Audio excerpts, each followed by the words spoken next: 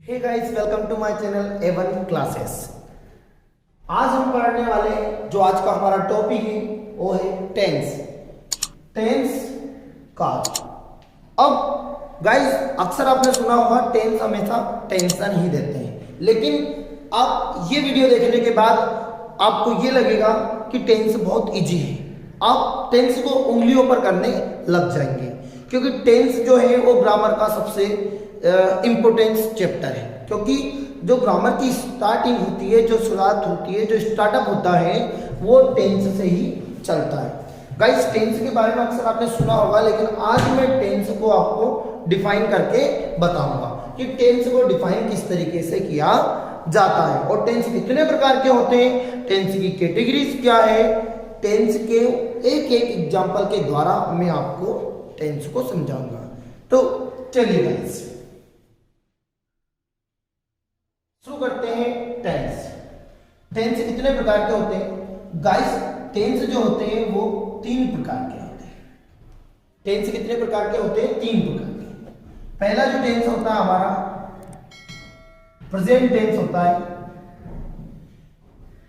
Second tense होता है हमारा guys past tense,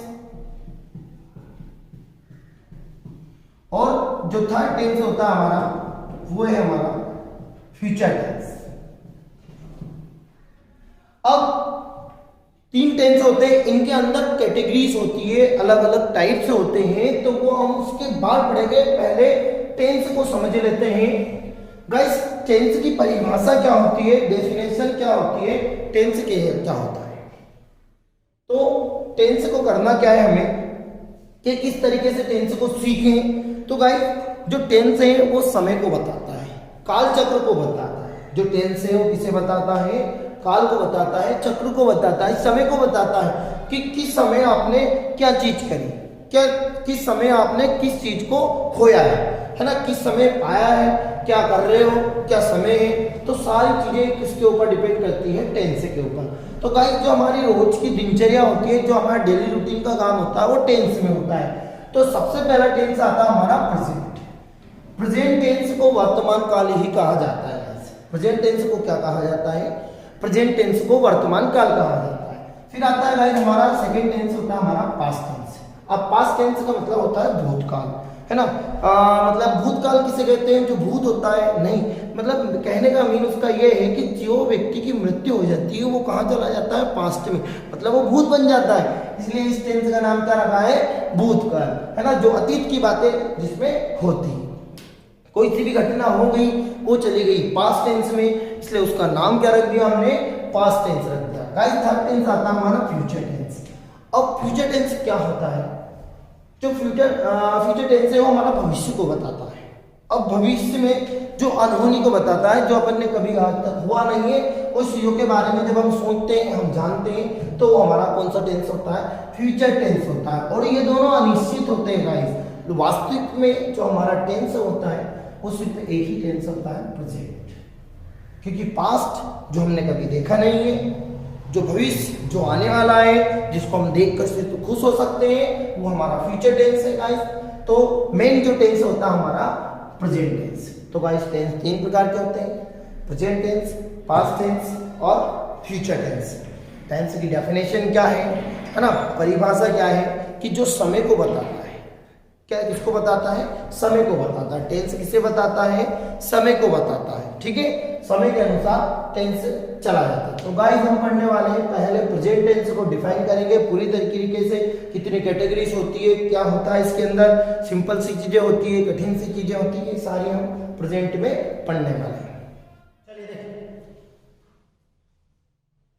present tense को देखते हैं। प्रेजेंट टेंस का हिंदी होता है वर्तमान काल। हम एक एक टेंस को, है ना, बारी बारी करके एक एक टेंस को डिफाइन करेंगे। और ये 20 मिनट के 25 मिनट के वीडियो में आप पूरे प्रेजेंट टेंस को, है ना, प्रेजेंट टेंस का पूरा आपको निचोड़ मिलेगा, है ना। कोई सा भी प्रैक्टिकल या प्रैक्टिस एग्जांपल आपके सामने आएगा तो आप डेफिनेटली आसानी से आप उसको कर लोगे। तो देखिए प्रेजेंट टेंस वर्तमान काल, प्रेजेंट सिंपल। प्रेजेंट टेंस की कैटेगरीज कितनी होती है? कितने कैटेगरीज में बटा हुआ है प्रेजेंट सिंपल? तो गाइस प्रेजेंट टेंस है 4 कैटेगरीज में बटा हुआ है। प्रेजेंट सिंपल टेंस, साधारण वर्तमान या प्रेजेंट इंडेफिनाइट टेंस भी कहा जाता है। प्रेजेंट सिंपल को ही प्रेजेंट इंडेफिनाइट कहा जाता है और प्रेजेंट सिंपल साधारण वर्तमान काल कहा जाता है ना, अनिश्चित वर्तमान काल। इसको प्रेजेंट सिंपल कहा गया है क्योंकि इसमें सिंपल सिंपल सी बातें होती है ना, इसीलिए इसे सिंपल टेंस कहा गया। दूसरा आता हमारा प्रेजेंट कंटिन्यूअस टेंस, जारी वर्तमान। अब ये जारी वर्तमान इसलिए है क्योंकि जो टेंस, जो समय चल रहा है, जो कंटिन्यू में है ना, वो टेंस हमारा कौन सा रहेगा, वर्तमान काल। जो जारी वर्तमान, जो जारी कंटिन्यू है, जैसे अभी चल रहा है, जैसे अभी अगर टेंस सीख रहे हैं तो ये कंटिन्यूस हो गया। नेक्स्ट अगला आता है हमारा present perfect tense. Guys perfect tense मतलब जो काम पूर्ण हो चुका है, जो परफेक्टली रूप से हो चुका है, उसी टेंस को परफेक्ट टेंस कहा जाता है। पूर्ण वर्तमान काल जो कंप्लीट हो चुका है, जो थर्ड फॉर्म के रूप में आता है, तो वो होता है हमारा पूर्ण वर्तमान काल, प्रेजेंट परफेक्ट टेंस।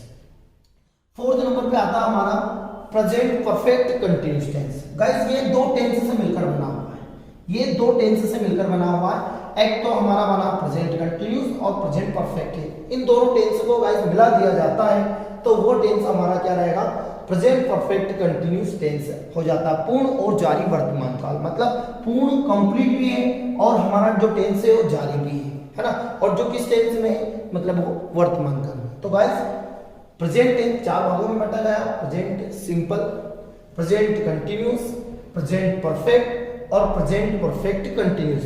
तो अब हम पढ़ेंगे प्रेजेंट सिंपल टेंस। करते हैं present simple tense. Present simple का ये होता है वर्तमान काल, जो मैं पहले आपको बता चुका। प्रेजेंट सिंपल टेंस साधारण वर्तमान काल। अब प्रेजेंट सिंपल के अंदर 5 कैटेगरीज होती है guys. Be form in present simple, है ना। अब बी फॉर्म होता है क्या, तो गाइस बी फॉर्म होता है is am are. Guys is am are को ही बी फॉर्म कहा जाता है, जो हम आगे देखेंगे। Have as a present simple tense, have has in present simple tense, ये have has in present simple tense में ही आता है। हैव हैज का यूज अभी तक सर हमने तो किया है इज एम आर का यूज प्रेजेंट कंटिन्यूअस टेंस में, कि इज एम आर जो हेल्पिंग वर्ब होती है वो प्रेजेंट कंटिन्यूअस की होती है। लेकिन आज मैं आपको बताऊंगा कि ये प्रेजेंट सिंपल टेंस में भी यूज होती है। सही, हैव हैज सर हमें तो पता है कि हैव हैज प्रेजेंट परफेक्ट की हेल्पिंग वर्ब होती है, ये प्रेजेंट परफेक्ट की हेल्पिंग वर्ब होती है, लेकिन ये प्रेजेंट सिंपल की मेन वर्ब भी होती है। नेक्स्ट सर हमने अभी तक पढ़ा है do does in present simple tense कि वर्ब फर्स्ट में सी एस आई एस हो तो उसमें से डज निकलता है और वर्ब के फर्स्ट फॉर्म में से डू निकलता है, या प्रेजेंट सिंपल टेंस में वर्ब का फर्स्ट फॉर्म का यूज किया जाता है। तो do does in present simple देखेंगे, फिर उसके बाद देखेंगे गाइस हम डू इंफेटिक सेंटेंस। डू इंफेटिक मतलब प्रभावशाली वाक्य, ऐसे सेंटेंस जो प्रभावशाली होंगे, जो बहुत ही कठिन होंगे, है ना। मतलब प्रभावशाली मतलब थोड़े से प्रभाव, जिसपे स्ट्रेस वाले सेंटेंस देखेंगे, तो स्ट्रेस वाले सेंटेंस को एम्फेटिक सेंटेंस कहा जाता है। नेक्स्ट लास्ट आता है हमारा डब्ल्यूएच सेंटेंस। तो गाइस हम डब्ल्यूएच सेंटेंस प्रेजेंट सिंपल में भी प्रेजेंट करेंगे, है ना। तो प्रेजेंट सिंपल में भी हम डब्ल्यूएच सेंटेंस को देखेंगे। चलो चलते हैं प्रेजेंट सिंपल टेंस के। आप प्रेजेंट सिंपल में हम सबसे पहला वाला टेंस देख रहे हैं, जो देख रहे थे guys be form is am are. तो guys be form is am are में हमें क्या करना है कि बी फॉर्म किसे कहा जाता है, तो गाइस बी फॉर्म कहा जाता है is am are. Is am are को क्या कहा जाता है, इज एम आर को बी कहा जाता है, बी फॉर्म। तो इज एम आर का मतलब होता है बी फॉर्म, और गाइस इज एम आर का हिंदी होता है हूं, है और हो। जिसे प्रेजेंट सिंपल की पहचान होती है कि प्रेजेंट सिंपल की पहचान अधिकतर बताई जाती है ता, ती, ते प्लस हूं, है, हो, है ना। गाइस क्या होती है प्रेजेंट सिंपल की जो वर्ब है, वर्ब के अंत में ता, ती, ते, है ना, प्लस हूं, है, हो आता है, तो वहां प्रेजेंट सिंपल टेंस माना जाता है। ये सभी लोगों को पता है कि प्रेजेंट सिंपल टेंस किसे कहा जाता है, जिस वाक्य में क्रिया के अंत में ता, ती, ते प्लस हूं, है, हो आता है, तो उसे प्रेजेंट सिंपल टेंस कहा जाता है। जैसे कि वहां खाना खाता है, वहां स्कूल जाता है ना, वहां क्रिकेट खेलता है, या वे क्रिकेट खेलते हैं, तो ये जो सेंटेंस है वो प्रेजेंट सिंपल में आते हैं। लेकिन गाइस आपने सबसे पहले सुना भी होगा कि बी फॉर्म कहा जाता है इज एम आर। तो is am are be form है क्या, तो वही अपन देखेंगे। तो गाइस आपने सुना होगा कभी भी कुछ सेंटेंस ऐसे आते हैं जो हिंदी सेंटेंस होते हैं या इंग्लिश सेंटेंस होते हैं जिनमें वर्ब नहीं होती है। तो गाइस जैसे कि मैं हिंदी सेंटेंस आपको बता देता हूं कि वह किसान है। गाइस मैंने एक वर्ड लिखा है, सेंटेंस लिखा है सिंपल सा कि वह किसान है। अब गाइस इसमें आपको इस सेंटेंस में आपको मेन वर्ब नहीं मिलेगी, है ना गाइस, क्या नहीं मिलेगी आपको, इसमें मेन वर्ब नहीं मिलेगी क्योंकि इसमें मेन वर्ब नहीं है। और इस सेंटेंस को कंप्लीट करने के लिए हमें be form is am are का यूज करना पड़ेगा। किसके लिए, हूं है हो के लिए। तो गाइस सिंपल सा इस सेंटेंस को जैसे अपन बनाते हैं तो ये बनेगा ही, वहां के लिए प्रोनाउन क्या आएगा, ही, है ना। अब helping verb is am are में से कोई एक हेल्पिंग वर्ब लगती है। तो गाइस आई के साथ तो एम का प्रयोग किया जाता है, हमेशा आपको पता है, ओनली आई के साथ ही एम का यूज करेंगे। और जो इज एम आर है ना, इच की सिंगुलर जो सब्जेक्ट रहेगा, सिंगुलर जो सब्जेक्ट है उसके साथ इच का, और प्लूरल सब्जेक्ट के साथ आर का यूज करेंगे। तो गाइस वहां जो शब्द है वो है सिंगुलर, तो सिंगुलर के लिए इच का यूज करेंगे हम, ठीक है। और क्या है, वो किसान है, एक नाउन आई है, तो ऑब्जेक्ट के स्थान पे यदि नाउन आती है तो ही इज अ फार्मर, है ना, फार्मर कहा जाता है किसान को। तो गाइस ये वाला सेंटेंस बन गया। तो अब इसमें इज एम आर का यूज कराना हमने गाइस, तो यही एक be form is am are कहा जाता है, ठीक है। तो ये बी फॉर्म, इसमें कोई मेन वर्ब नहीं आती है, हेल्पिंग वर्ब ही आती है, हूं है हो इसमें, है ना। तो वहां किसान है, जैसे कि वे ट्रैक्टर चलाते हैं, वे ट्रैक्टर चलाते हैं, है ना, और वे ट्रैक्टर चलाती हैं, वे कार चलाते हैं, तो वे के लिए दिया जाता है, ठीक है। और दे के सब क्या आएगा, आर आएगा। और चलाने के लिए क्या कहा जाता है, चलाने के लिए, ठीक है, चलाने के लिए क्या कहा जाता है, ड्राइव कहा जाता है। तो गाइस ये जो सेंटेंस है, अब इस सेंटेंस में आर आएगा क्या, इसमें आर नहीं आएगा क्योंकि जो चलाना है वो एक वर्ब है, और प्रेजेंट सिंपल के be form is am are में गाइस वर्ब नहीं आती है। यदि उसके स्थान पर यदि नाउन आती है तो डेफिनेटली गाइस वो प्रेजेंट सिंपल के be form is am are का रहेगा। जैसे कि मैंने बोला, एक सेंटेंस और देता हूं, जैसे कि वे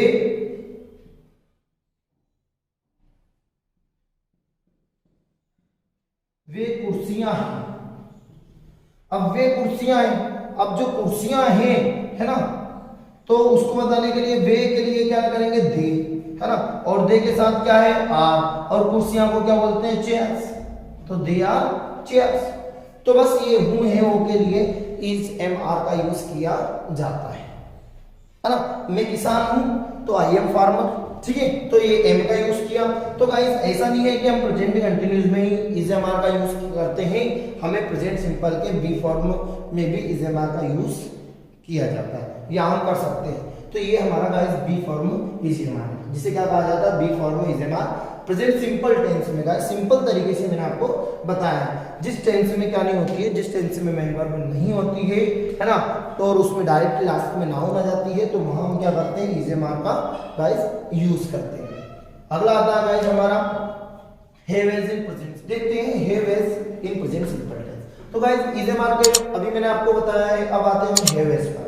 तो गाइस हैव एज है क्या, guys have has present perfect की हेल्पिंग वर्ब होती है, लेकिन कब हेल्पिंग वर्ब होती है, जब उसके बाद मेन वर्ब आती है। यदि सेंटेंस में मेन वर्ब भी नहीं है ना, मेन वर्ब ही नहीं है, तो वो प्रेजेंट परफेक्ट का टेंस नहीं होता। जैसे गाइस मैं कहता हूँ मेरे पास बंगला है, गाड़ी है, कार है, ये है, बैंक बैलेंस है, बहुत कुछ है ना, तो वो जो है मतलब किसी भी चीज का पास होना, है ना, मतलब जैसे हिंदी में मैंने बोला जाए कोई के पास, पास प्लस में यदि कोई सी भी नाउन होती है, और प्लस, है ना, और क्या आता है प्लस में, हूं, है ना, है और हो। गाइस इनमें से कोई ऐसा आता है, जैसे कि हिंदी में, जैसे कि मेरे पास बुक है, मेरे पास किताब है ना, मेरे पास बंगला है, उसके पास माँ है ना, उसके पास जो एरोप्लेन है, जो भी कुछ है ना, WM है ना, तो जो चीजें होती है ना, वो पास प्लस यदि नाउन आता है तो और उसके साथ हूं है वो आता है, तो गाइस वहां have has and present simple tense का होता है ना, वो have has and present simple tense का होता है क्या, जो पास प्लस यदि नाउन आती है। जैसे कि मैंने बोला मेरे पास एक मेरे पास एक कार है। तो भाई मेरे पास एक कार है, एक सेंटेंस आया। अब इसको ट्रांसलेट करेंगे, जैसे कि हम हैव हैज का यूज करना। अब उसके पास और प्लस क्या आया है, एक नाउन आई है ना, एक कार क्या है, नाउन। और लास्ट में क्या आया है, हूम है वो, तो वो प्रेजेंट सिंपल का होता है। लेकिन प्रेजेंट सिंपल का कौन सा टेंस का कैटेगरी है, have has in present simple का। तो यहाँ पे हम have has in present simple को कर देते हैं। तो देखो इसको मेरे के लिए क्या जाएगा, यहाँ पे आई है ना। अब यहाँ पे ध्यान रखना गाइस कि मेरे के लिए माई पढ़ा है आपने, है ना, आई माई मी। तो गाइस आई सब्जेक्ट होता है। जब भी मेरे वर्ड स्टार्टिंग में आता है और उसके साथ कोई नाउन नहीं आती है तो गाइस वो एक सब्जेक्ट के रूप में आएगा। जैसे कि मेरे, अब मेरे के साथ यहाँ पे मेरे पापा, मेरे मम्मी, है ना, मेरे भाई, मेरा भाई, जो भी कुछ आ जाता है यहाँ पे तो वो माई आता है। लेकिन डायरेक्टली मेरे आता है ओनली, तो उसके लिए आई सब्जेक्ट लगाते हैं। अब गाइस आई जो है ना, I we you they, I we you they के साथ हैव का यूज किया जाता है और he she it any name के साथ गाइस हैज का यूज किया जाता है। तो ये आप सभी को लोगों को पता है कि सिंगुलर के लिए हैज का यूज करेंगे और प्लूरल के लिए हैव का यूज करेंगे। तो आई के साथ गाइस किसका यूज होगा, आई के साथ हैव का यूज होगा, है ना, आई हैव। अब जो भी उसके पास है वो यहाँ पे आ जाएगा कि आई हैव अ कार, ये आ गया, सिंपल सा है। तो आई हैव ए कार, मेरे पास क्या है, एक कार है, सिंपल सी बात है। जब पास प्लस नाउन आती है तो समझ जाओ वो प्रेजेंट सिंपल के टेंस का है। अक्सर आपने देखा होगा ऐसे कि तुम्हारे पास क्या है, तुम्हारे पास बाइक है तो यू हैव अ बाइक, है ना। उसके पास मेरी बुक है तो उसके पास मेरी बुक है, तो उसके के लिए क्या लगाएंगे, ही, है ना, और ही के साथ क्या लगेगा, हैज। तो he has my book, he has my book, मेरी, है ना, मतलब उसके पास मेरी किताब है, किताबें, बुक से, नोट से। तो ये सारी चीजें किसमें आ जाएगी, have has and present simple tense. तो गाइस, और यदि इसको पास्ट में आता है कि मेरे पास एक कार थी, तो गाइस यहाँ पे सिर्फ हैव की जगह पर आप क्या लगा दीजिएगा, हेड लगा दीजिए, क्योंकि हैव और हैज का पास्ट क्या होता है, हेड होता है। ठीक है। यदि यहाँ पे ऐसा आ जाता है कि मेरे पास एक कार थी तो आई हैड अ कार, मतलब मेरे पास एक कार थी, क्योंकि हैव का पास्ट क्या होता है गाइस, हेड होता है। तो इस तरीके से हम प्रेजेंट सिंपल के अंदर हैव हैज भी कर सकते हैं। तो गाइस ये कभी आपको किसी ने बताया नहीं होगा कि हैव हैज भी प्रेजेंट सिंपल के अंदर आता है, बी फॉर्म भी प्रेजेंट सिंपल के अंदर आता है। लेकिन गाइस आप लोगों को सिर्फ एक ही कैटेगरीज पढ़ाई गई थी, do does and present simple, ता ती ते, है ना। तो हम हिंदी टू इंग्लिश दोनों सीखेंगे गाइस। इस वीडियो को देखने के बाद आपको प्रेजेंट सिंपल पूरा कंफर्म आ जाएगा। कोई भी व्यक्ति ऐसा नहीं है जो प्रेजेंट सिंपल में आपकी कोई मिस्टेक निकाले। प्रेजेंट सिंपल के अंदर देखते हैं हम do does and present simple. मैंने पहला बताया आपको बी फॉर्म इज अ मार, सेकंड बताया मैंने आपको have has and present simple, और हम थर्ड देखने जा रहे हैं do does and present simple. तो गाइस प्रेजेंट सिंपल का जो मेन है वो यह कि प्रेजेंट टेंस को पहचाने कैसे। गाइस हम हिंदी में कैसे पहचाने प्रेजेंट सिंपल को, कि सेंटेंस कौन सा है, ये सेंटेंस प्रेजेंट सिंपल का है। कई जो बच्चे हैं, बहुत बच्चे ब्रिलियंट बच्चे जो बता देते हैं present simple, present perfect, past का ये। तो गाइस हर व्यक्ति क्यों नहीं बता सकता है। तो गाइस कुछ चीजें ऐसी होती है कि जो किसी के दिमाग में आती है या किसी के माइंड में नहीं आती है, पर पहली चीज यह है कि आपको पढ़ना पड़ेगा। गाइस ये वीडियो देखने के बाद आप प्रेजेंट टेंस को आसानी से कंप्लीट कर सकते हो। तो आपको गाइस ऐसा सेंटेंस आएगा, सेंटेंस में यदि आपको क्रिया, है ना, क्रिया समझते हो गाइस, वर्ब। आपको यदि वर्ब पता है और हिंदी वाली वर्ब, जैसे कि हिंदी का सेंटेंस है, तो आपको क्रिया के साथ क्या देखना, ता ती थे। गाइस आप क्रिया के साथ क्या देखोगे, ता ती थे आपको मिले और लास्ट में आपको क्या मिले, हूं है वो। तो गाइस वो प्रेजेंट सिंपल का टेंस होता है। कौन सा वाला, do does and present simple tense. अभी तक दोनों सेंटेंस में वर्ब नहीं आई है, हमने खुद ने उसको वर्ब माना है। जैसे हैव हैज में हमने हैव को या हैज को वर्ब माना है, वर्ब बनाया है, मेन वर्ब बनाया है। उसमें पहले था नहीं उसमें वर्ब, लेकिन इसमें मेन वर्ब गाइस अपने को पूरी मेन वर्ब मिलेगी, है ना। क्या मिलेगा इसमें, इसके अंदर अपने को पूरी मेन वर्ब मिलेगी। तो गाइस चलो देखते हैं। तो क्रिया के साथ हिंदी सेंटेंस में ता ती ते प्लस हो। और गाइस इसमें हेल्पिंग वर्ब क्या आएगी, तो मैं आपको बता देता हूँ गाइस, डू और डज इसमें हेल्पिंग वर्ब रहेगी, और जो इसमें वर्ब रहेगी वो वर्ब रहेगी, वर्ब का अपने को फर्स्ट फॉर्म मिलेगा, या फिर ऑब्लिक में वर्ब फर्स्ट फॉर्म के साथ एस, ई एस या आई एस लगाना पड़ेगा, है ना। और इसके अंदर ही कुछ चीजें मिलेगी, तो मैं आपको टाइम के बारे में बता दूंगा कि इसमें टाइम क्या होता है ना। प्रेजेंट सिंपल के अंदर टाइम आएगा, है ना, जैसे कि जनरली है ना, ऑफन है, यूजली है, ऑलवेज है, एवरीडे है। ये गाइस प्रेजेंट सिंपल के टाइम होते हैं, है ना, कि आज का दिन, ये जो टाइम अपन बताते हैं। तो गाइस सबसे पहले अपन वर्ब पढ़ लेते हैं कि इसमें जो वर्ब लगने वाली है, जैसे कि सेंटेंस में आपको बता देता हूँ हिंदी सेंटेंस, जैसे वह खाना खाता है। तो गाइस ये सेंटेंस है। अब ये सेंटेंस आपको एग्जाम में आया है और इस सेंटेंस का आपको ट्रांसलेट करना है या फिर टेंस बनाना है। तो गाइस सबसे पहले हम देखेंगे एंड में। तो सबसे पहले अपने को यदि हूं, है, हो, इन तीनों में से कोई एक मिलता है तो गाइस समझ जाना हो प्रेजेंट टेंस है। अब प्रेजेंट की कैटेगरीज डिफाइन नहीं करेगा, ओनली प्रेजेंट को डिफाइन करेगा। और यदि आपको वर्ब में क्रिया क्या है गाइस, यहाँ पे खाता, ठीक है, खा के पास आप क्या आया, यहाँ पर ता आया है, तो ये समझ जाओ ये प्रेजेंट सिंपल का टेंस है। अब प्रेजेंट सिंपल का टेंस है, इसे ट्रांसलेट करना है, तो सिंपल सी बातें याद रखना है कि प्रेजेंट सिंपल टेंस में वर्ब का फर्स्ट फॉर्म या फिर वर्ब में एस, ईएस या आईएस लगता है। गाइस क्या लगता है, वर्ब में का फर्स्ट फॉर्म या फिर वर्ब फर्स्ट फॉर्म में एस, ईएस या आईएस। तो सर वर्ब का फर्स्ट फॉर्म कब लगता है, वर्ब में एस, ईएस, आईएस कब लगता है? तो सबसे पहले हम ये देख लेते हैं। तो गाइस देखो, आपने देखा होगा कि यदि सब्जेक्ट है ना, यदि सब्जेक्ट हमारे पास क्या है, सिंगुलर है ना, यदि हमारे पास प्लूरल सब्जेक्ट है, कौन सा सब्जेक्ट है, प्लूरल है ना। अब प्लूरल सब्जेक्ट में जैसे कि यहाँ पे आ गया आई, वी, यू और दे। गाइस यदि प्लूरल सब्जेक्ट हमारे पास है तो हम यूज करेंगे वर्ब के फर्स्ट फॉर्म का। किसका यूज करेंगे, वर्ब के फर्स्ट फॉर्म का। यदि हमारे पास आई, वी, यू, दे, इनमें से कोई एक आता है सब्जेक्ट के प्लेस पे, है ना, जैसे कि मैं, हम, तुम और वे, ऐसे हिंदी सेंटेंस वर्ड में आते हैं, तो हमें किसका यूज करना है, वर्ब के फर्स्ट फॉर्म का। अदरवाइज नहीं आते हैं तो फिर हमें किसका वर्ब यूज करना है ना, एस, ईएस या आईएस का। वर्ब में एस, ईएस या आईएस। तो एस, ईएस, आईएस का यूज कैसे करेंगे, है ना। तो गाइस वर्ब के सेकंड फर्स्ट फॉर्म लिखना है पर उसमें एस, ईएस, आईएस जोड़ दो।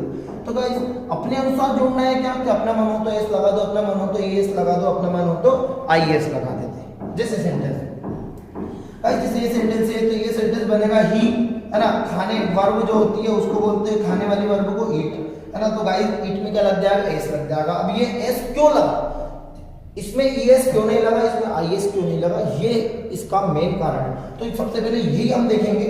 और खाने को क्या बोलते हैं, फूड, हमने क्या लिख दिया, फूड। तो गाइस अब देख लेते हैं अपन एस क्यों लगा। तो गाइस ध्यान रखना, सबसे पहले हम देखते हैं ईएस।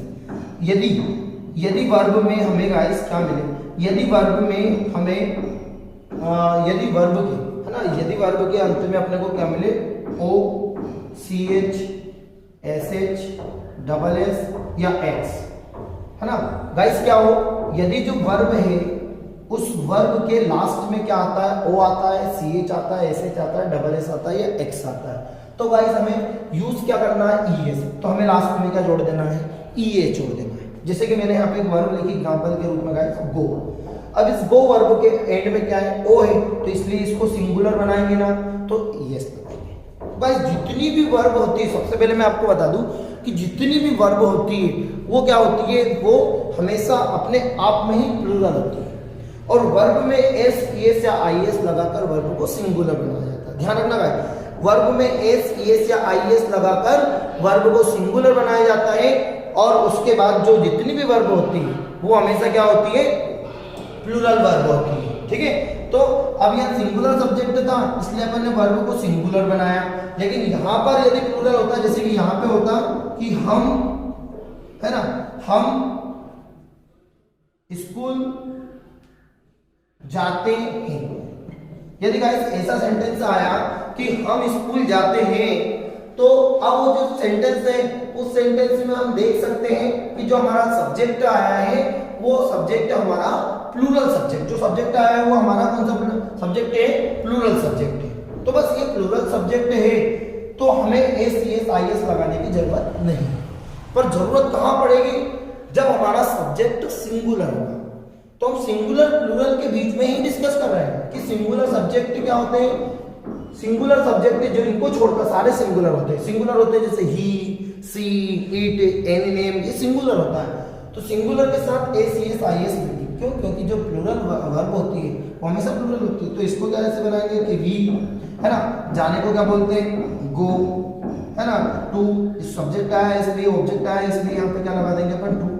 तो स्कूल ये बन गया, है ना, वी गो टू स्कूल। इसमें एस, एस, आई, एस नहीं लगेगा। वो कब लगेगा? जब सब्जेक्ट आपका सिंगुलर हो। ठीक है, तो ये इस तरीके से अपन बना सकते हैं। वर्ब में क्या होना चाहिए? O, C H, S H, double S या एक्स। जैसे कि कैच तो केचेस हो जाएगा।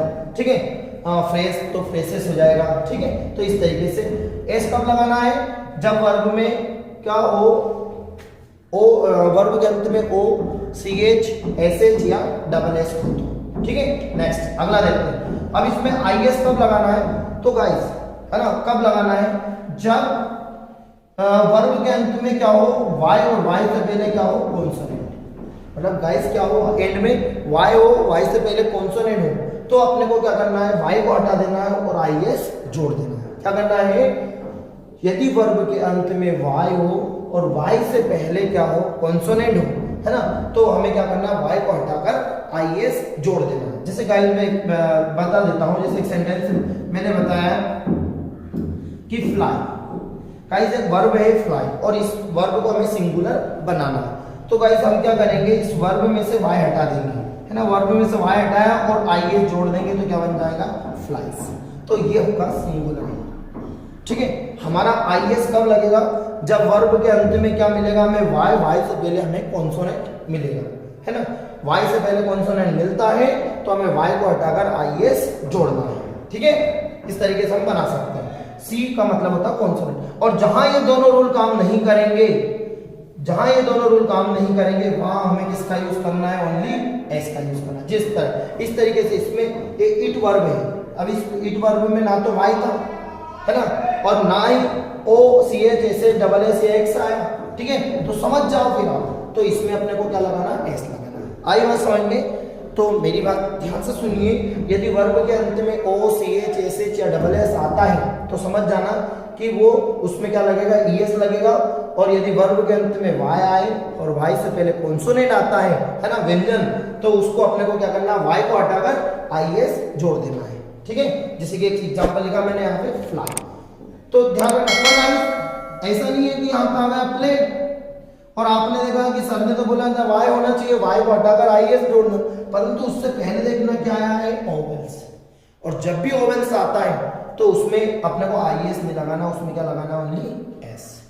ठीक है, आगे बात समझ में? तो इस तरीके से हम सेंटेंस को सिंगुलर या प्लूरल बना सकते हैं, है ना, उस वर्ब को।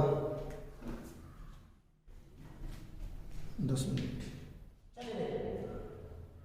अब इसका स्ट्रक्चर देख लेते हैं कि सबसे पहले हमें क्या करना है? सब्जेक्ट को लिखना है, फिर वर्ब को, फर्स्ट फॉर्म को, या फिर वर्ब में सी एस, आई एस, जो अभी मैंने बताया है उस तरीके से, और ऑब्जेक्ट और टाइम। ये स्ट्रक्चर होगा। टाइम क्या है ना, देखो टाइम ऐसा है, यदि सेंटेंस में आता है तो टाइम हमें लिखना है, और अदरवाइज नहीं आता है तो हमें टाइम नहीं लिखना है। ध्यान रखना, टाइम होता क्या है?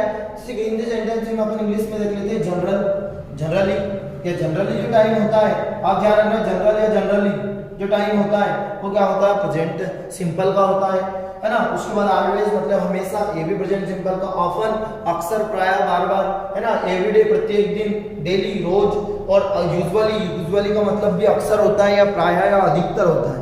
तो ये टाइम क्या होते हैं गाइस? प्रेजेंट के होते हैं, है ना। ये टाइम प्रेजेंट सिंपल के अंदर होते हैं गाइस। जितने भी टेंस हैं उन टेंस के सभी के अपने अपने स्वयं पर्सनल टाइम होते हैं, है ना। जो जितने भी टेंस अपन करते चले जाएंगे मैं आपको जो टाइम है वो बताता चलूंगा। देखिए सबसे पहले देख लेते हैं, देखिए जिस तरीके से सेंटेंस आते हैं, से मैंने आपको सेंटेंस बताया था, हिंदी टू इंग्लिश सेंटेंस भी हम आसानी से कर सकते हैं, लेकिन आपको जो स्ट्रक्चर है वो इस तरीके से अपने को बनाना रहेगा कि सब्जेक्ट को लिखना रहेगा, जैसे कोई सा भी टेंस है ना, कोई सा भी सेंटेंस, जैसे कि दूसरे टेंस का, जैसे कि यहाँ पर आया सी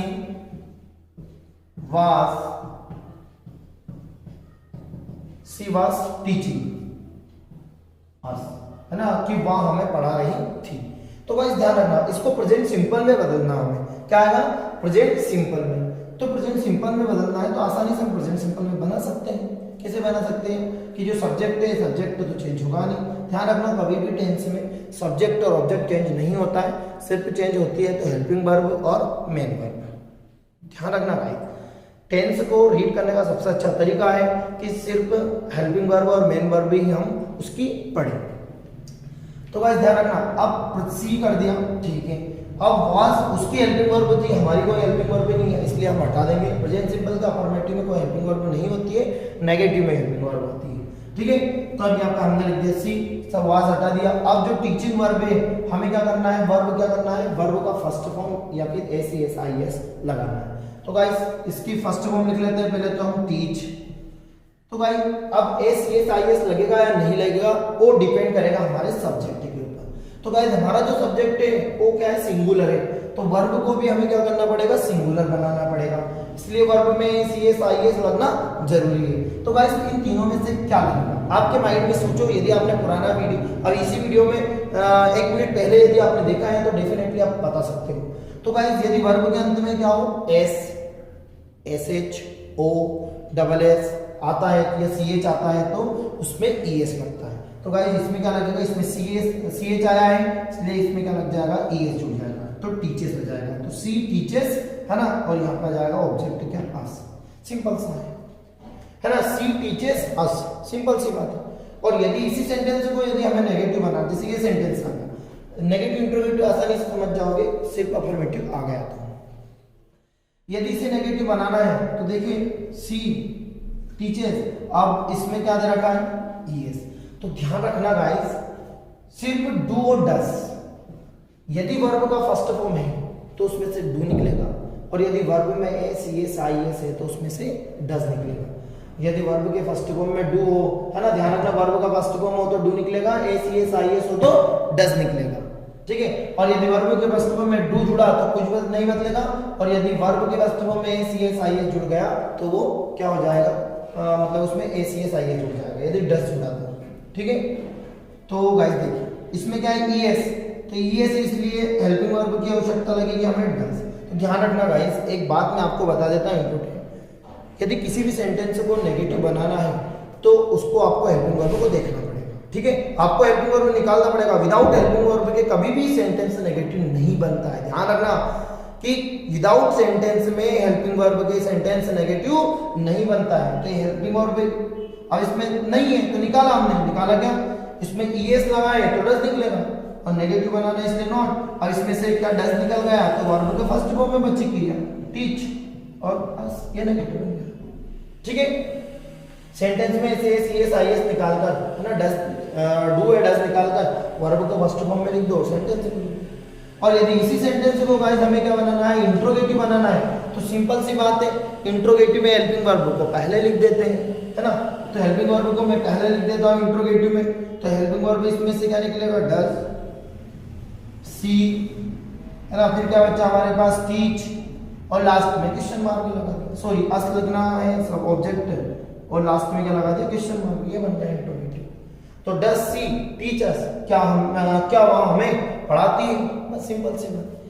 किसी भी सेंटेंस को इंट्रोगेटिव बनाने के लिए गाइस सिर्फ आप उनको एक ही काम करना है आपको, कि हेल्पिंग वर्ब को पहले लिख देना है और लास्ट में क्वेश्चन मार्क लगा देना है, सिंपल सी बात है ना। और यदि इंट्रोनेगेटिव बनाना है, इंट्रोगेटिव प्लस नकारात्मक, है ना, प्रश्नवाचक प्लस नकारात्मक, तो इसी को बनाना है तो डस लिख दिया, फिर उसके बाद सी, नेगेटिव बनाना है तो नॉट, फिर क्या बचा हमारे पास, टीच, फिर अस, क्वेश्चन मार्क, ये इंट्रो प्लस नेगेटिव बन गया। इस तरीके से हम कितनी चीजों को बना सकते हैं। शुरू करते हैं डू इंपेटिक सेंटेंस, हमारा 4th नंबर वाला है प्रेजेंट सिंपल में। हमने देखा have has in present simple, be form is am are, do does in present simple. आज हम देखते हैं कि डू इंपेटिक सेंटेंस। अब डू इंपेटिक सेंटेंस अगले वाले में है कि प्रभावशाली वाक्य। अब प्रभावशाली वाक्य किसे कहते हैं, कि जिस पर जोर डाला गया या जिस पर माना कि स्ट्रेस डाला गया, स्ट्रेस मतलब भी वही दबाव प्रभाव होता है।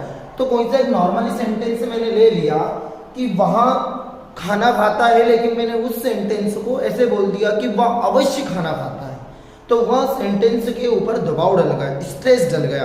तो वही सेंटेंस जो हिंदी में प्रभावशाली वाक्य होते हैं वो इंग्लिश में क्या होते हैं, डू इम्फेटिक सेंटेंस, जो कि प्रेजेंट सिंपल का एक भाग है ना। तो अब देखते हैं हम डू इम्फेटिक सेंटेंस। तो सेंटेंस में करना क्या है गाइस आपको, कि जो दो प्रेजेंट सिंपल के अंदर प्रेजेंट सिंपल और पास्ट सिंपल के लिए चलता है डू इम्फेटिक। तो वर्ब के फर्स्ट फॉर्म में गाइस आपको मालूम है कि डू निकलता है, वर्ब में यदि एस ईएस या आईएस होता है तो उसमें से क्या निकलता है गाइस, डज निकलता है, ठीक है। और वर्ब के सेकंड फॉर्म में से क्या निकलता है, डिड निकलता है। तो गाइस सिर्फ डू इम्पेटिक सेंटेंस प्रेजेंट सिंपल और पास्ट सिंपल के लिए ही अलाउ होता है। क्यों? क्योंकि इन दोनों ही सेंटेंस में, इन दोनों ही टेंस की कैटेगरीज में हिडन वर्ब होती है ना, छिपी हुई क्रिया जो मैंने आपको बताई थी। कौन कौन सी? डू, डज और डिड। तो गाइस सिंपल सा सेंटेंस आता है, जैसे कि मैंने इंग्लिश सेंटेंस लिखा कि ही टेक्स टी। तो गाइस इसको डू इम्पेटिक या इम्पेटिक सेंटेंस बनाना है। तो सिर्फ आपको कुछ नहीं करना है, सिर्फ मेन वर्ब को निकालकर।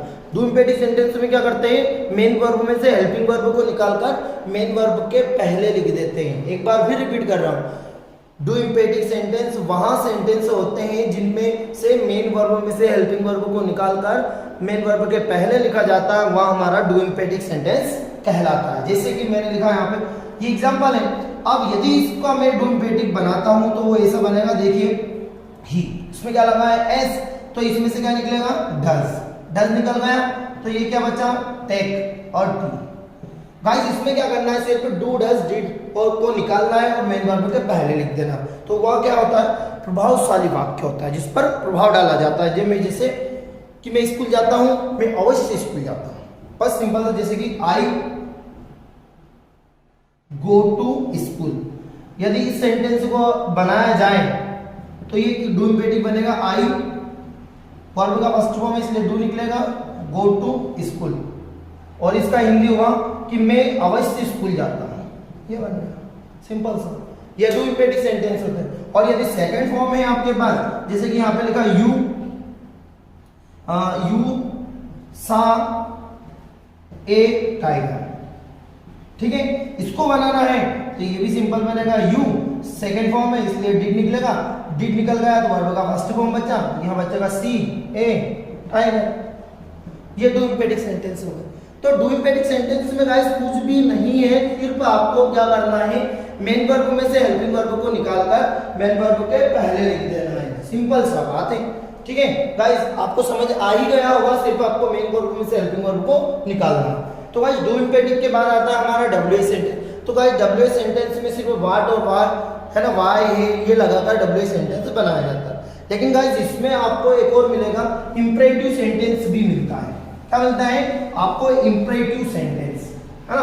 गाइस देखिए इसमें एक 6 नंबर पे भी आता है इंपेरेटिव सेंटेंस, इंपेरेटिव सेंटेंस, है ना। अब इंपेरेटिव सेंटेंस क्या होते हैं, देखो गाइस, इंपेरेटिव सेंटेंस जिस सेंटेंस की शुरुआत, इंग्लिश सेंटेंस की शुरुआत डोंट से होती हो, है ना, या फिर किससे हो, प्लीज से हो, है ना, या फिर काइंडली से हो, ठीक है, या फिर वर्ब के फर्स्ट फॉर्म से होती हो, तो इन सेंटेंस को इंपेरेटिव सेंटेंस कहा जाता है। क्या कहा जाता है, इंपेरेटिव। डोंट से शुरुआत हो या फिर प्लीज से हो या काइंडली से हो, है ना। जैसे कि मैंने यहाँ पे एक सेंटेंस लिखा, हेल्प मी, मेरी मदद करो। तो ये सेंटेंस किसमें आते हैं, इंपेरेटिव में। इंपेरेटिव सेंटेंस कौन कौन से होते हैं, इंपेरेटिव सेंटेंस देखो, वह सेंटेंस जिसमें ऑर्डर, कमांड, ठीक है, जिसमें ऑर्डर कमांड हो या फिर प्रार्थना हो, रिक्वेस्ट हो, वो हमारे क्या होते हैं, डू इम्पेटिव इंपेरेटिव सेंटेंस होते हैं। गाइस यदि वीडियो आपको पसंद आया तो वीडियो को लाइक करें, कमेंट करें, है ना, और चैनल को सब्सक्राइब करना मत भूलिएगा।